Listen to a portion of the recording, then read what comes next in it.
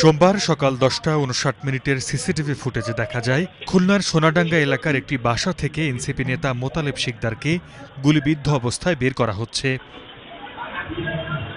NCP নেতারা বলছেন, মাথায় গুলি করার কিছু সময় আগে সোনাডাঙ্গার গাজী মেডিকেল কলেজ হাসপাতাল এলাকার একটি চায়ের দোকানে বসেছিলেন এনসিপির শ্রমিক শক্তির কেন্দ্রীয় সংগঠক মোতালেব শিকদার।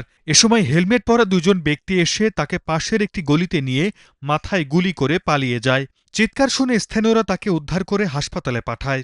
ওনাকে ফাঁকা পেয়ে দুজন সন্ত্রাসী হেলমেট পরা অবস্থায় ওনার কাছে এসে ওনাকে মারধর করে, এক গলির মধ্যে টেনে নিয়ে যায়। টেনে নিয়ে যাওয়ার পরে মারধর করার এক পর্যায়ে তাকে গুলি করে চলে যায়। যেখানে আমরা দেখেছি আমাদের হাদি ভাইয়ের মতো একজন মানুষকে খুন করে হত্যা করে দোষীরা পালিয়ে যাচ্ছে, সেখানে আসলে আমাদের স্থানীয় পর্যায়ে আমরা তো আরও বেশি শঙ্কিত। আমরা তার ফলাফল আজকে দেখতে পেয়েছি যে আমাদের শ্রমিক সংগঠন, আমাদের শ্রমিক শক্তির যে বিভাগীয় আমাদের আহ্বায়ক আছেন, তিনি আজকে গুলিবিদ্ধ হয়েছেন। তবে মোতালেবের রাজনৈতিক সহযোদ্ধাদের বক্তব্যের সঙ্গে মিল নেই পুলিশের তথ্যের। খুলনা মেট্রোপলিটন পুলিশের উপকমিশনার জানান, গলিতে নয়, একটি বাসার ভেতরে গুলিবিদ্ধ হন মোতালেব।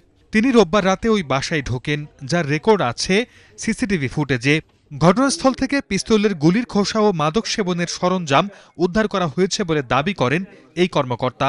আমরা বাসাটি খুঁজে পাই, যেখানে প্রকৃতপক্ষে আসলে ঘটনা ঘটেছে।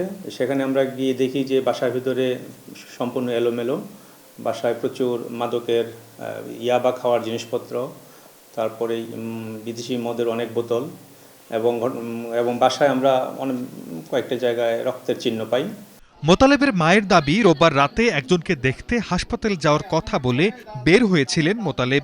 রাতে থাকার কথা ছিল সেখানেই, কিন্তু সেখানে ছিলেন না তিনি। কোথায় কি ছিল এই সন্ধ্যার ভিতরে? এ ঘটনায় জড়িতদের পালানো ঠেকাতে ভারত সীমান্তে নজরদারি ও তল্লাশি জোরদার করেছে বিজিবি। সর্দার মোহাম্মদ আরিফ, স্টার নিউজ।